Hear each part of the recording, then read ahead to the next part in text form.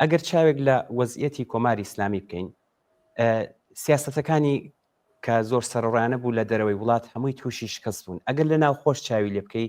جگەلەوەی کە ئابوووریەکی داڕماوی هەیە وەڵام دەرەوەی هیچ یەک لە داخوازی ویستی کۆمەلگای خەڵک نییە بەڵام بەم حاڵەشەوە ئاوا دەستەبات بۆ دەرکردنی سزای ئیعدام ئێوە ئەو چۆن لێک دەدەنەوە جمهوری ئیسلامی لە بحرانێکی زۆر قوڵایە چ بالحاظی سیاسی چ بالحاظی اقتصادی هەموو نیرووە هێزە ئیسلامیەکانی کە تا نزیکەی 45 ساڵە تەقویەتی کردون لە منتەقا لە خاوەنیانە هەمووی خەریکە یەکێک لە دەستەیە ئەتمادیان ئیتر بە جمهوری ئیسلامی نییە بەشێکیان تێک ڕژاون و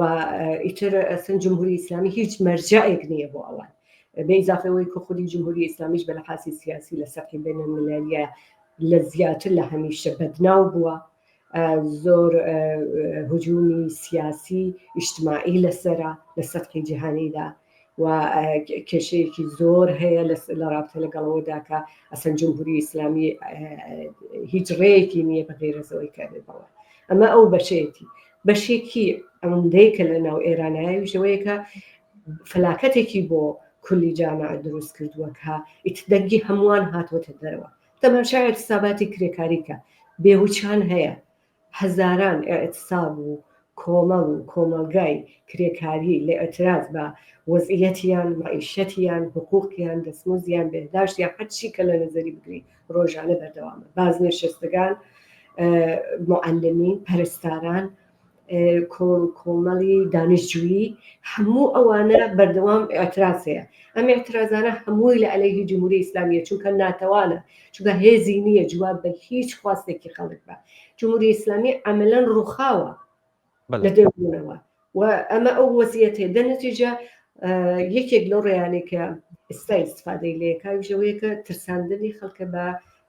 ئیعدام بە ئەشکەنجە بە زۆرکردن لە زیندانیانی سیاسی چونکە زیندانیانی سیاسی زۆر فعال بوو زۆر کاریان کردووە زۆر هێزەکانیان بەرجەستە بوو ئەمە ئەو وەزعیەتەیە کە جمهوری ئیسلامیتیان قراری گرتووە بەڵێ خاتی هەڵاڵە ینی ئەگەر ئێمە بمانێ پێناسەیەک بکەین لە کۆماری ئیسلامی زۆر خولاسەوار ینی دەتوانین بڵین ئیعدام و کۆماری ئیسلامی ئاوڵدوانەی یەکن خۆشتان ئاگادارن ماوەیەکە دەرکردنی سزای ئێدام بۆ سەرژنان زۆرتر بووە بەڕای ئێوە ئەمە تۆڵەکردنەوە لە بزوتنەوەی ژینایە یا هەرو جۆرەی کە بۆ خۆتان باستان کرد کە کۆماری ئیسلامی خۆی ئەزانێت لە ڕووخاندایە ئەمە چی دەگەێنێت ئایا فقط ترس و تۆقاندنە یا تۆڵەکردنەوە لە بزوتنەوەی ژینایە هەردووکیەتی لە دەرەجەی وڵا باوە بڵم کە ئێعدامی ژن نمونەیەکی یەک دەهە لەوە پێش بوو نەبوو جورئەتی بەخۆی نەیە ئەو کارە بکە بەڵام ئێستا ئینتقامی ئەو شۆڕشە لە ساڵی 1401ەوە گرێ ئینتقام لە شۆڕشی ژنان گرێ ئینتقام لە ڕاپەڕینی جەماوەری خەڵکە گرێکە هاتن پشتیوانیان لە شۆڕشی ژنان کرد و ئەی هەوێ جارێکی کە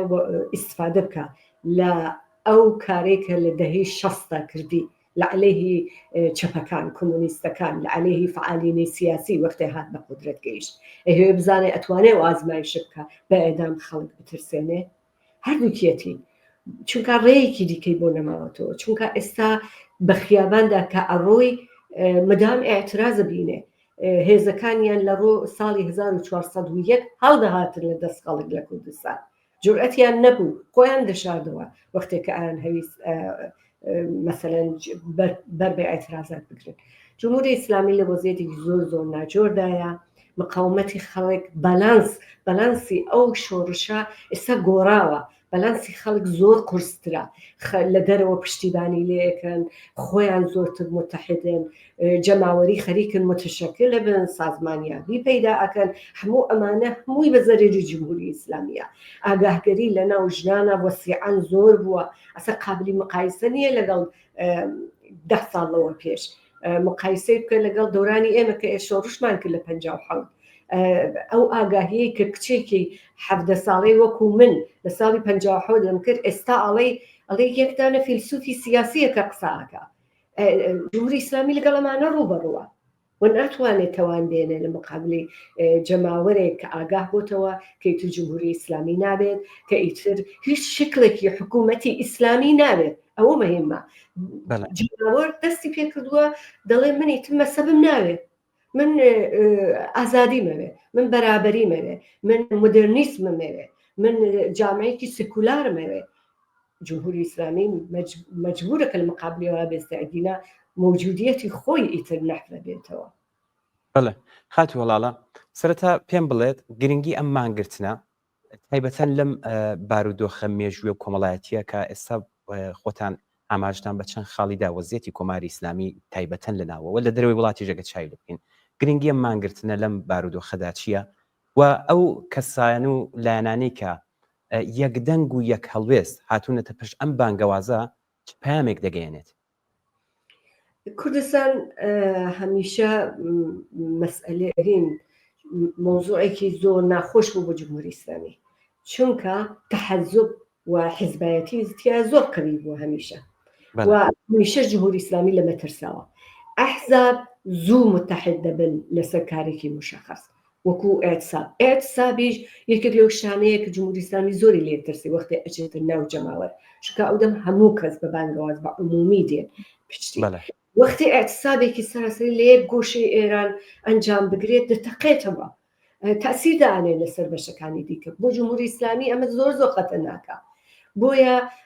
ئەم حرەکەتانەی وەکوەوەی کە ئەحزاب کۆمەلگا تەشەکولهای سیاسی بەیەکەوە ئەنجامیەدەن و حرەکەتێکی جەماوەری گەورە ئەنجامێن هەم کۆمەگەکە کە زۆرتر دەنگ بڕوات بۆ بەشەکانی دیکە کە هیوادارم پشتیوانی بکەن لە بەشەکانی دیکەی ئێران ئەحزاب جەمعیەتی سیاسی شخصیەتای سیاسی 100% من متمەنم ئێستا زیندانیانی سیاسی حتما خۆیان ئامادەکەن بۆ پەیام ناردن بۆ ئەم ڕۆژە هەموو ئەوانە کۆمەلگا ئامادەکە بۆ ئەو ڕۆژە شۆڕشە ئینقلابیانەی کە ئەبێ کاری جمهوری ئیسلامی یەکسەرەکەن ئێعتساب یەکێک لە بەرهەمە باشەکانی مبارزاتی چەندین ساڵەی لە کوردستان و ئیمڕۆ حق ئەبێ بۆ ئەم دوو فعالە سیاسیە و دەها نەفەریکە کە لە خەتەری ئێدامایە بەشکم ببێتە دەنگێکی گەورە بۆ ڕاگرتنیان بەرامبەر بەم حرەکەتە. زۆر باشە وەکو دوایین پرسیار خاتی هەڵاڵە ئێوە بەڕێستان چاوەڕوانیتان و داواتان تایبەتەن لە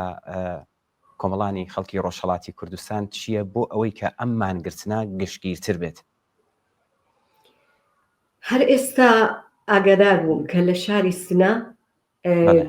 جەمعێک لە نیروهای دەوڵەتی بە کۆمەکی بەعزێک لە ئینسانهایە کە لە ناو شاری سنە کۆیان کردوونەوە بەنامێکیان ئیجرا کردووە هەمایشێکیان بە قەولی خۆیان ئیجرا کردووە بۆ ئەوەی کە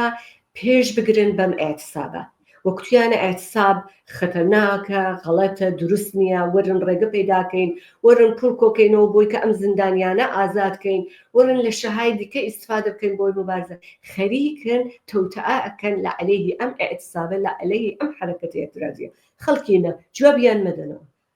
بێڵیان ڕسوایان کەن بەربادیان بەر ئەسەن ئیجازەیان پێمەدەن قسە بکەن قسەی خۆتان ئەوەیە کە ئەتان بێ پشتیوانی لەم ئێعتسابە بکەن پشتیوانی ئێعتساب بکەن ئەنواعی حرەکەت‌های ئێعترازیش دەتوانن بکەن لە پاڵ ئەمە ئێعتسابەیە بە ئیبتکاری خۆتان کەوتووە بە بەلانسی خۆتان کەوتووە بە قودرەتی خۆتان کەوتووە ڕەنگ بێ ئێوە حەز بکەن ئەمجا هەمایشێکی ئێعترازی لە عەلەیهی جمهوری ئیسلامی دروستکەن هەمووی ئێوە تەعیینیەکەن لە کۆمەلگادا لەبەرەوەی ئێوە ئەزان نیروەکەتان چۆنە بەڵام دوای نیروی جمهوری ئیسلامی و ئەمسالی ئەوان بە هیچ عنوان نەکەون مەبن بە نیروی ئەوان چونکە ئەوان خەریکن تۆتەئاکەن بۆی کە ئیتحادی ئێوە تێکشتێنن یەکگرتووی ئێوە مهمە لەم ڕۆژانەیە کەوا بوو جوابی ئەم ئێعتسابە بنەوە کەوا بوو بە هەر شکلێکی دیکە کە بە خۆتان مناسبی ئەزانن ئێعتراز بکەن دەنگی ئەم ئێعترازانە منعکس بکەنەوە هەرچی زووتر ڕوو بە کۆمەلگای دەرەوە ئەوە زۆر زۆر مهمە ئێمە کە لە دەرەوەین هەموو وەزیفەمانە کە ئەمانە منعکسکەینەوە حتمەن کە ئێمەش ئێعتراز دەکەین حتمەن کە ئێمەش تەماسە گرین لەگەڵ میدیای جەهانی بۆی کە بڵین کە دەنگێکی ئاوا گەورە بەرگوزار بووە هیوادارم موفق بن. زۆر زۆر سپاس دەکەین خات و هەڵاڵە بۆی کە بەشداریتان کرد زۆرمان پێخۆش بوو زیاتر قسە و باس بکەین بەڵام میوانی دیکەشمان لەسەر هێڵا سپاس دەکەین بۆ بەشداریتان و بۆ قسە و باسەکەتان.